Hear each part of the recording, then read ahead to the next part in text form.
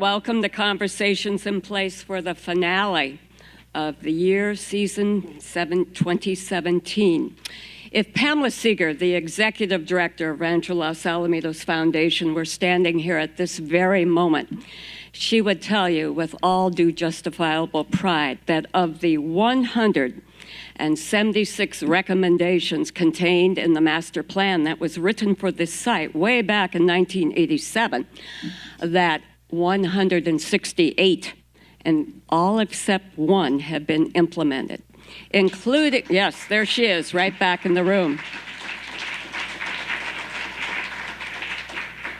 including the recent seismic improvements over there in the historic Adobe Core Ranch House, which will reopen in January, but that's not the first time that the ranch house has closed due to concerns about earthquakes. And in fact, in 1933, way back when, the Long Beach earthquake struck, and as many of you probably remember, it was devastating.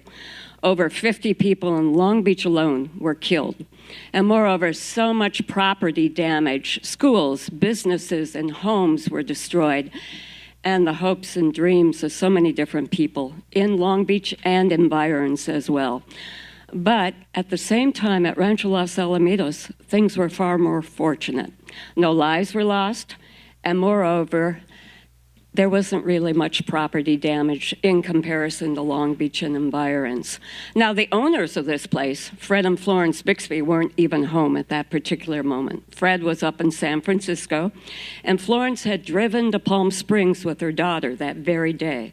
And when they arrived in Palm Springs, they heard about the earthquake. They got right back into their car, and they drove back to Long Beach.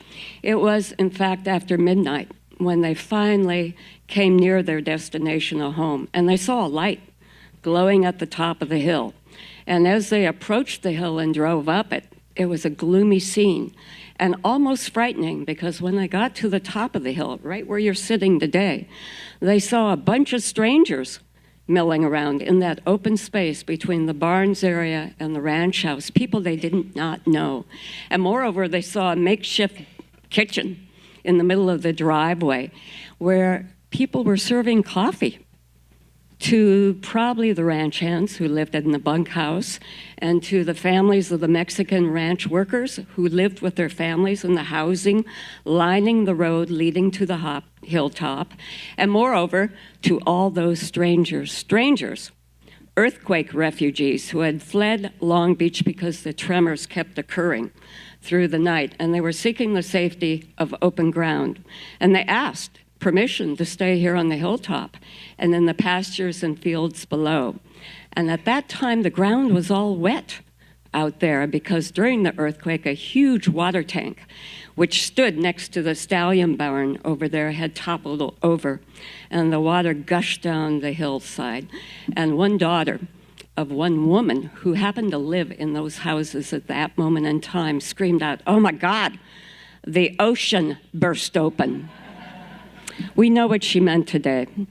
On the other hand, Fred Bixby came home shortly thereafter, and in a letter that he wrote to a colleague on April 2nd, he said, "Well, the walls of my ranch house stood up all right, but everything inside was busted up in pretty good shape."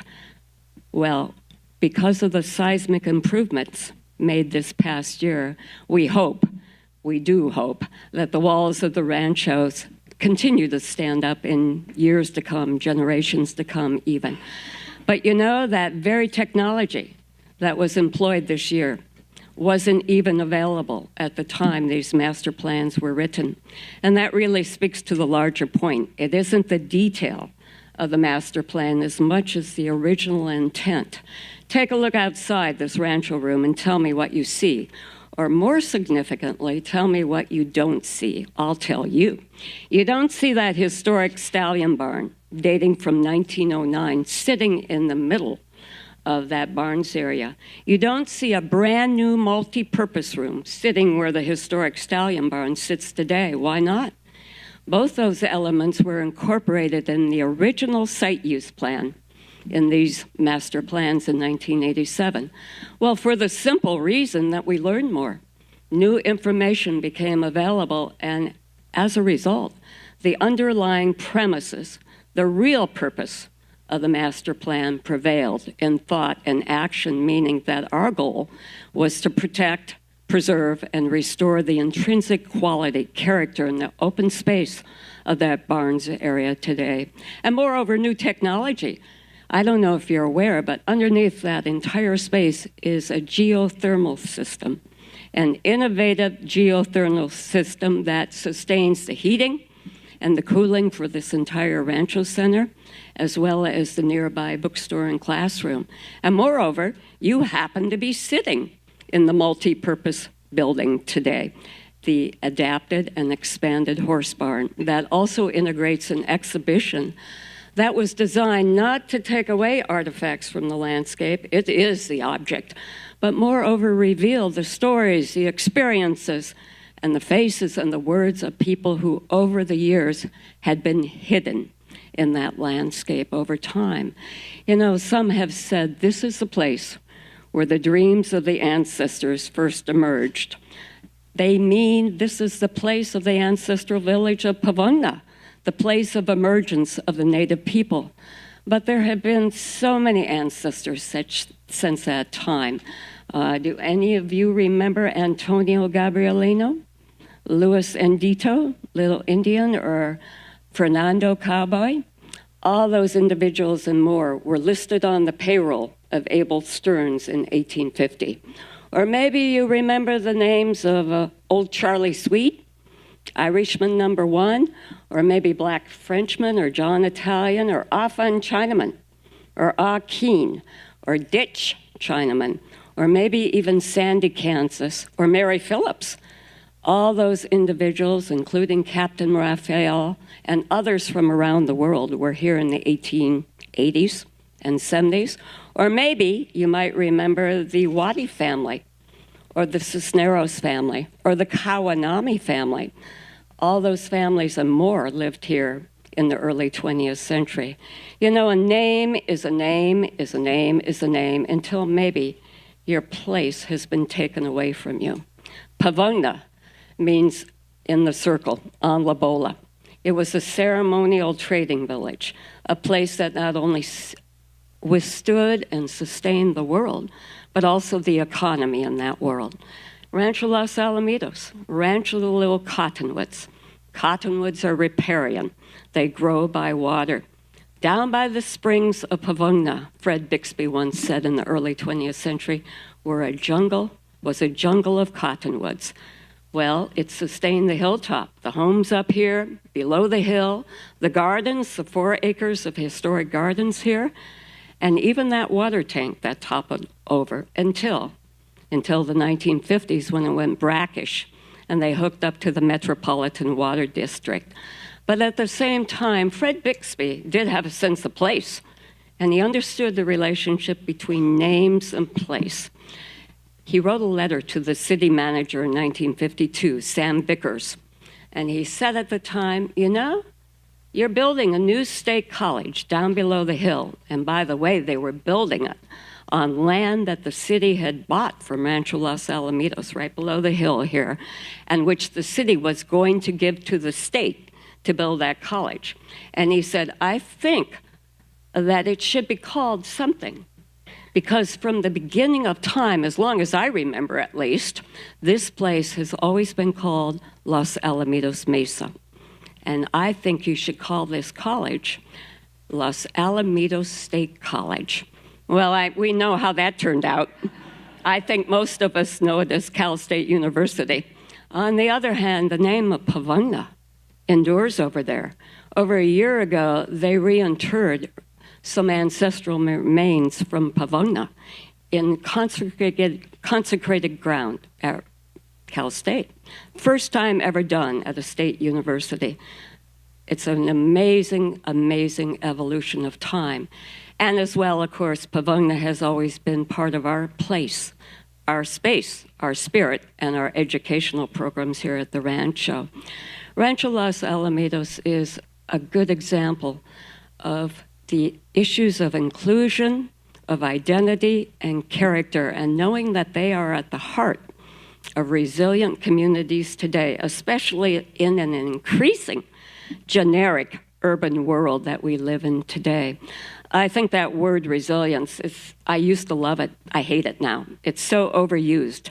But resilience is a very dynamic ecological concept today. It simply speaks to the idea that if you have enough entwined cultural and natural diversity, you can withstand any unexpected event without tipping over, without those tipping points that will destroy a place, a sense of community, an ecosystem, whatever. But sometimes it's best to use the old words. When you try to pick out anything by itself, you find that it is bound by 1,000 invisible cords to everything else in the universe. John Muir, and people before John Muir and after said that, and maybe even some other old words. The lasting value and significance of Rancho Los Alamitos lies not solely in its history, nor in an attempt to recreate an isolated part of that story.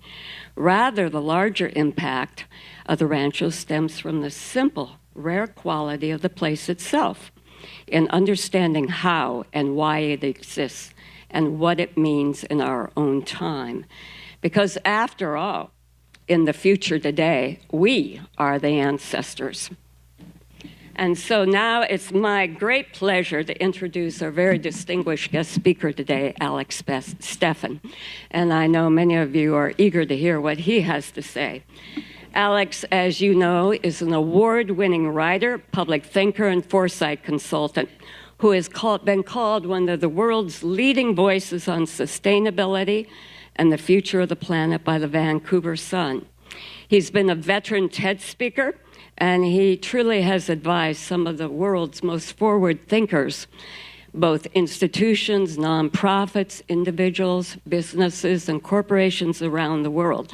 And for over a year, he served as the planetary futurist in residence for IDEO, which is an international design and innovation firm. He is also the author of Carbon Zero, which explores innovations relative to creating low-carbon engines of prosperity in cities. And recently, and I love to hold this book up, his world-changing project, and this is the second edition. This is an exceptional compendium of both issues, but as well solutions to problems facing our world today.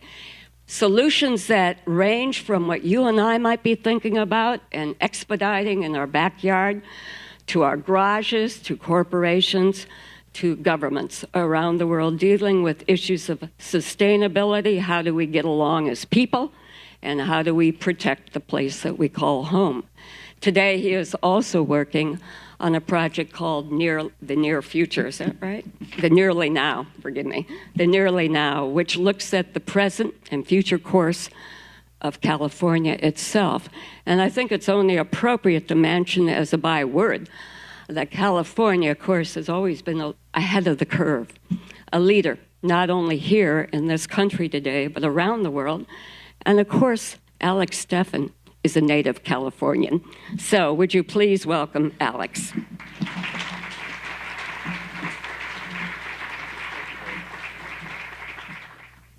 I want to talk today about time. I want to share a few thoughts about time. And I want to begin by sharing a story from Norse mythology that had a big impact on me when I first encountered it. And in that story, under Yggdrasil, the world tree, whose branches hold up the sky, whose roots hold up the ground, sit three sisters, the Norns. And the Norns weave the threads of time into the fabric of our destiny. And their names are that which has happened, that which is becoming, and that which may yet be. I think that's an incredibly fruitful way to think about the future. Because in English, we use past and future and present. But they have these slippery meanings for us, right? When we talk about the past, we tend to separate ourselves from it with this linguistic wall. But as the folk singer Utah Phillips said, The past didn't go anywhere, right? The past is what is, right? As second by second, we're living surrounded by the past. And at the same time, future in English has these really strange meanings. One of them is, anything which is going to happen after this present moment. Another of them is mythological. And we tend not to even acknowledge that that's the case, that a huge number of things in our culture, when we want magic to happen, we put it in the future, right? And at the same time, we are in a moment where what is becoming is very different, both from what is here now and from much of what we've described as what may yet be. So we're in this really strange moment where in order to think well about who we are, right, in order to make smart choices today, in order to leave behind a legacy we're proud of, right, in order to be good ancestors, we must look at things around us with time-shifted eyes. And I think nowhere is that more true than in California. And I'd like to share a few thoughts about why that might be the case.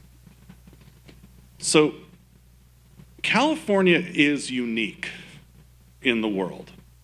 There is no other California, right? California is where the United States ran out of land that people still wanted to live on, right? Alaskans may talk about the future being north to Alaska, but short of really drastic climate change, that's probably not the case, right? California is still the American frontier in a very meaningful sense. And California is also the place where people have fled from all around the world to go and be free in a different way, or have run to from all around the world in order to make it big, right? And from almost the beginning of European contact here, that's been the case, right? It's been the land of dreams and the land of gold rushes. And sometimes those are, together. Sometimes we have these revolutions that seem to drive everything forward for everybody, and sometimes they're in stark contrast. The thing that we are called upon right now to look at, I believe, is what are the dreams that we want to be pursuing as a people, and what are the opportunities that we have in front of us? And I think that it's hard for us to really get at either of those unless we start to look at things with some fresh eyes and unless we really ground ourselves in history. Because I think the history of California is a history that tells us most of all of the value of dynamism, right? Of adaptive capacity, of cultural change, right? I'm a fifth generation Californian. Since my family's been here, this has been, 3 different countries, right? It's gone through multiple sort of scales of industrial and technological revolution. In my lifetime, the population of the state has almost doubled, right? This is a place in massive transformation. And I would say that actually one of the few truly unifying experiences of being a Californian is losing something essential about the California you love, right? It's changing so often that everybody has had that experience of like, this is California. Oh, no, actually it's different now, right? And that actually transcends culture, transcends class, transcends geography.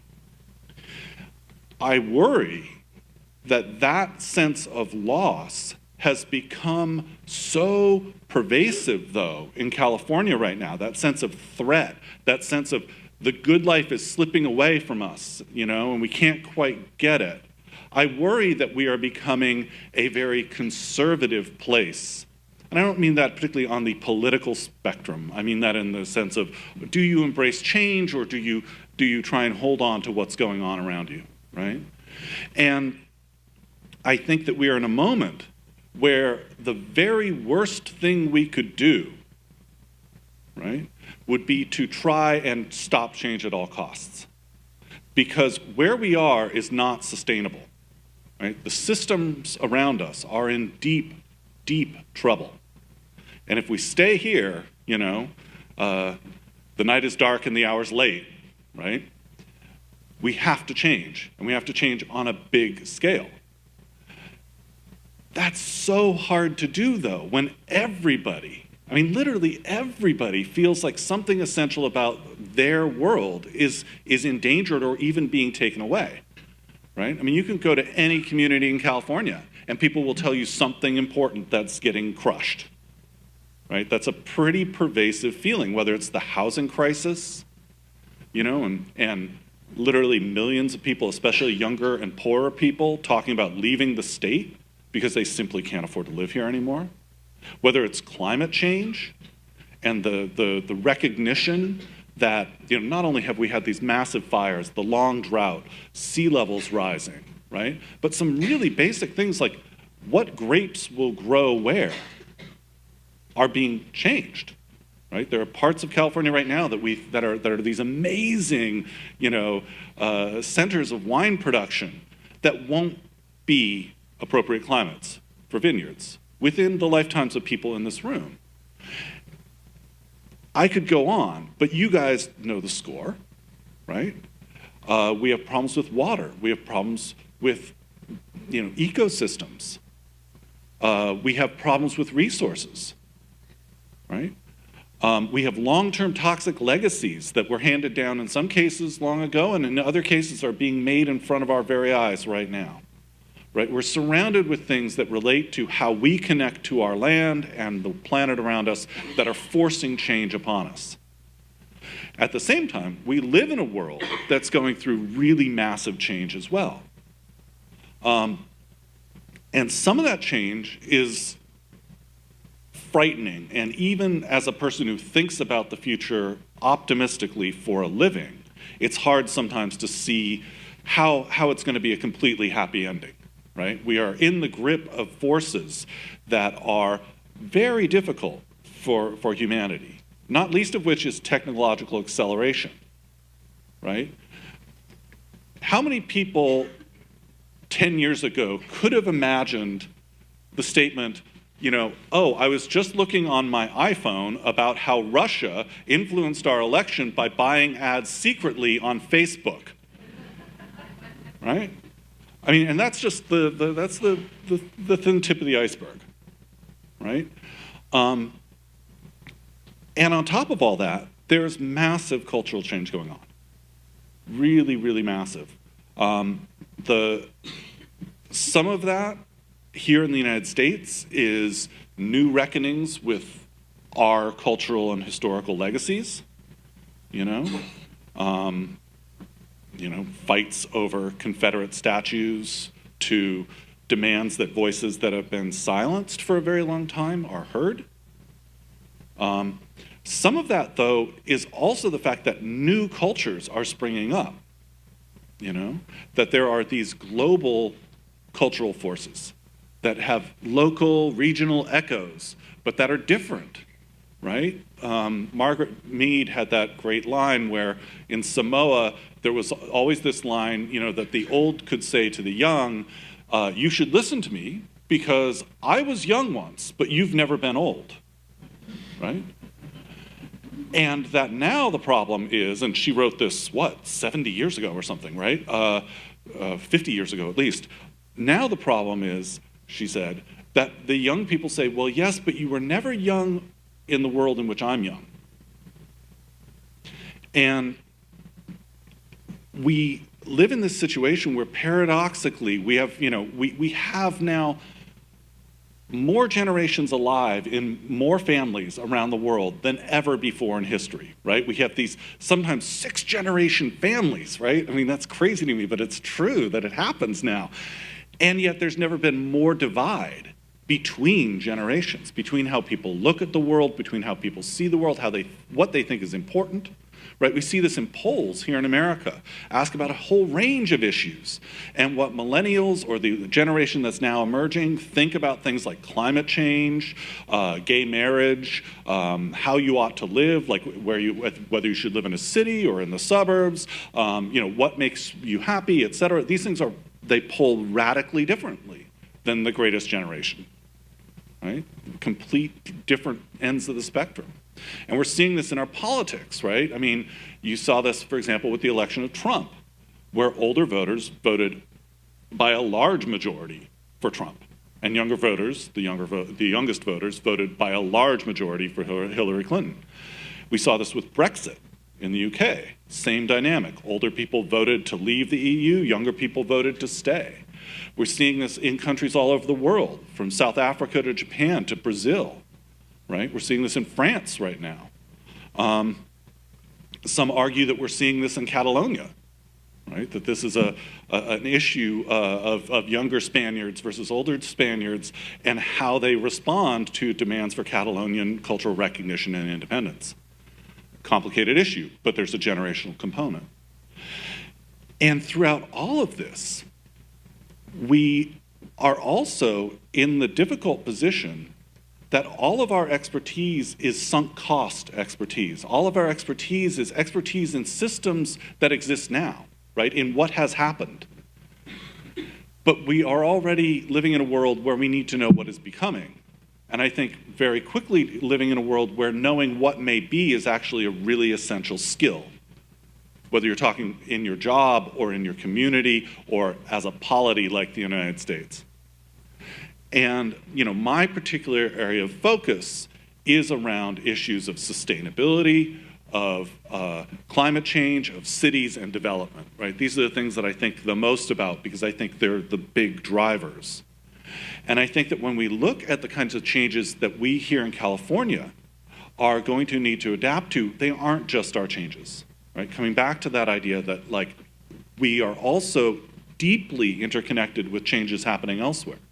Right, with the rise of the global middle class, right? Billions of people are now no longer poor, and they are rapidly becoming middle class by global standards, right? They have money disposable income to invest in things that they want, whether that's education or healthcare or better housing or starting a business, right? And we know that process escalates up, and it escalates up especially quickly where the right conditions are in place, where there's rule of law, where women's needs and rights are respected, where there are access to international markets, et cetera, right? There's a whole literature about what works. But what I'm particularly interested in, is what does that mean? And almost everyone in this room, you might be the exception, but it's not to single you out, sorry. But all of us grew up in a world where American consumers, right, American workers, were a driving engine of the entire global economy, right? There are more people who are middle class in China now than there are Americans, And increasingly, the needs of people who are in these rising middle class areas, who are in these emerging mega cities, who are moving to cities, who are seeking opportunity, are similar to but different than our own, right? That there are things that we, for cultural reasons, don't accept as prosperity, that elsewhere, is much more quickly embraced. Scales of building. In China now they have a company called Broad Sustainable Building that has invented a new way of assembling buildings that are extremely sustainable, but also very rapidly built. Because they, for example, have a project called J57 where they built a 57-story hotel in, I think it was 5 weeks. Yeah, and the tolerances in the building are, objective reporters are saying, are at least as good as traditional building methods, right? Because it's all prefabbed, it's all done, to computerized tolerances, et cetera. We'll see, right? Many things in China are not built that well, but I think it's an example. If you need to house 1.3 billion people in the next 15 years, you build differently. And it might not be the way that Americans are comfortable to thinking about building prosperity. But here's the thing, those markets are impacting everything around us, right? We may not want to live in a Chinese condo building, but that doesn't mean that that Chinese condo building isn't interested in us, right? And in the sense that there are innovations, technological advances, economic forces, investment patterns that have big impacts on everything around us here that are happening largely now outside of our country. You know, one of the examples of this being clean energy, right? The US was for a long time the world's leading clean energy power. That started to collapse in the 80s and is now, it's problematic, let's say, at the moment. But other places there aren't these political problems, right? China has invested, depending on how you count it, somewhere between $300 billion and $5 trillion in clean energy, electric vehicles, et cetera, in the last few years, right? Huge levels of investment compared to here. And that investment is accelerating. And one of the things that we know is if you've seen charts of like solar energy prices, for example, or battery prices, right? Or LED costs, you know, light emitting diode light bulbs, right? They're doing this incredible plunge right now, right? And we're seeing that in some of these things, like in solar energy, the doubling is 24%. So every time we build twice as much solar energy, the pattern is it gets 24% cheaper, right? And as you probably know, currently, solar energy is a very small portion of the world's energy. So we're talking about a level, you know, people used to talk about when will clean energy get to grid parity, right? When will it be as, you know, cost effective to do clean energy as a coal plant, right? We're already there. In most of the world, it is now cheaper to do clean energy than conventional electrical power.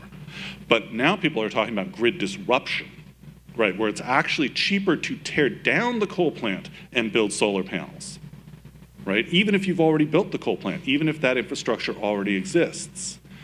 And that's like the next doubling. Imagine what's going to happen the one after that and the one after that, right? And all of these technologies are headed that way. And so we have been used to thinking of what happens here is really like kind of determines a lot because we were really important for a very long time. So if it's not happening here, you know, we tend to discount it. We don't see it. We don't imagine it as our future, right? But we're no longer living in that world. And I think, in fact, that is in some ways, a very good thing because what it means is that the basis of innovation, right, is spreading out to billions of people. We're finding more solutions, better solutions, faster, right?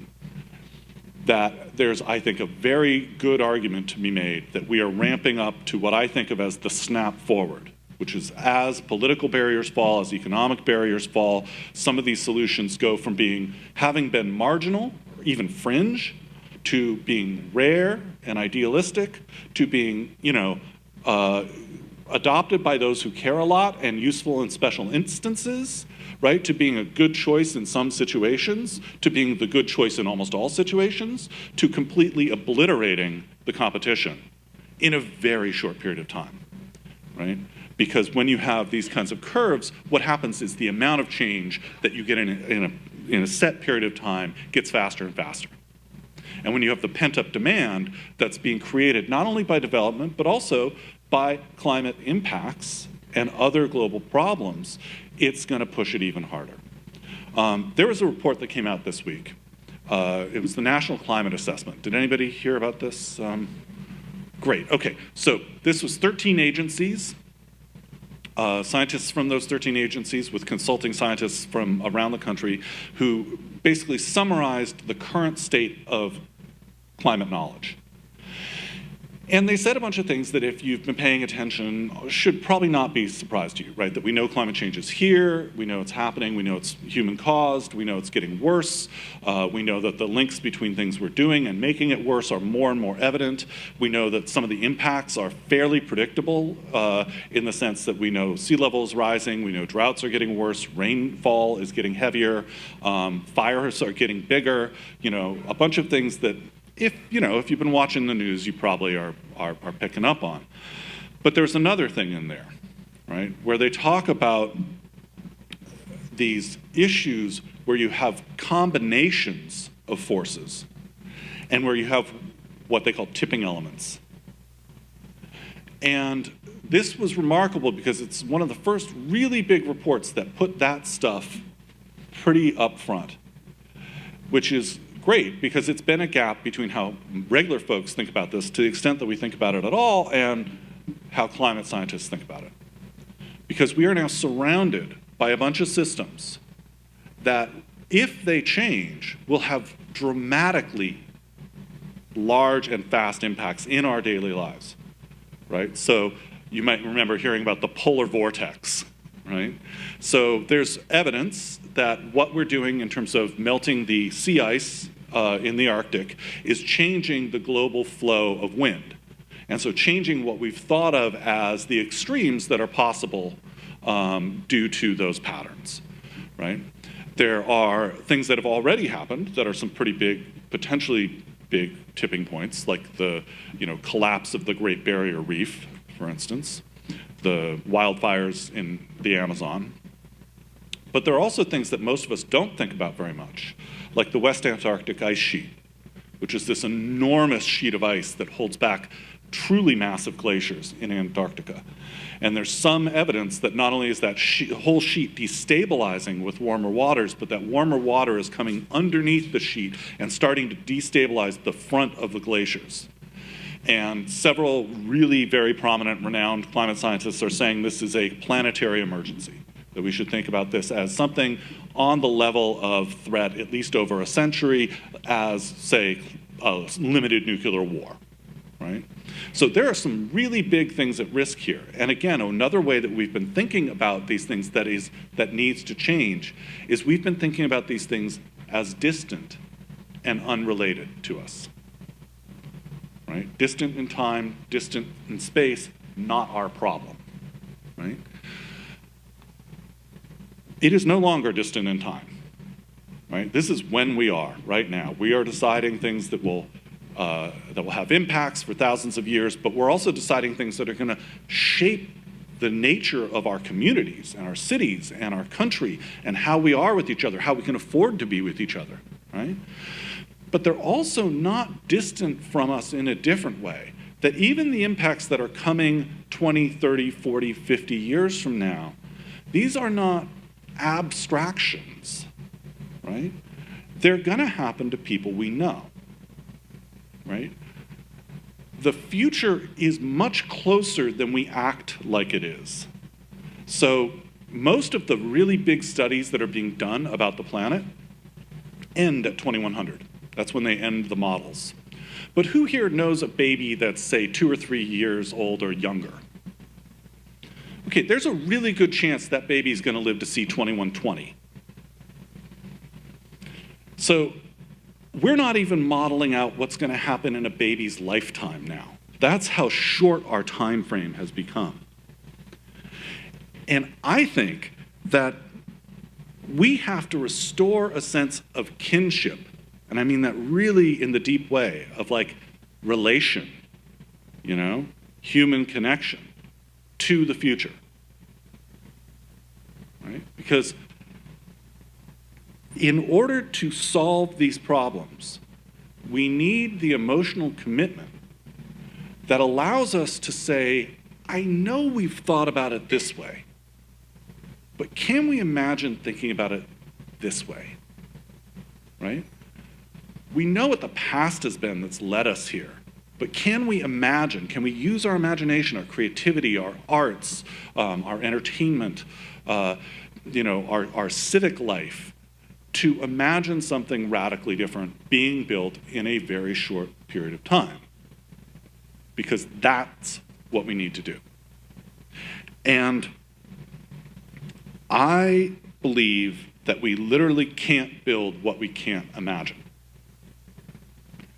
And I think that in order for us to imagine this, we need that kinship, right? When we look at babies, we should be thinking, you know, what's going to be happening, you know, when this young girl is in college? What's going to be happening when she starts a family? What's going to be happening when her kid goes to college, right? What's going to be happening when she retires?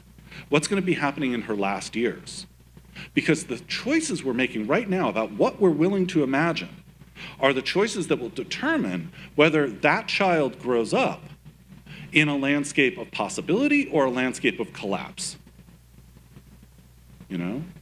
And I think we have to somehow bring ourselves into this wider awareness of what's happening around us so that we can look in our daily lives and see things that deserve to be changed or could be changed and voice our imagination for them, right? There is a wider awareness.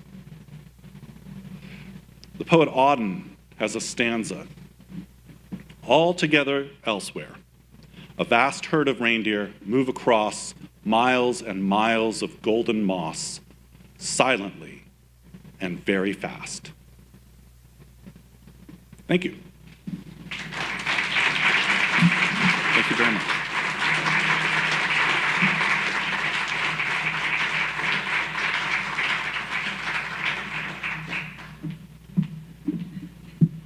I don't know if I mentioned it in the introduction, but he was named by the Vancouver Sun as one of the leading voices of sustainability in the planet, and one of the people who will help us understand how the future is today. And I think you just heard a little bit about that.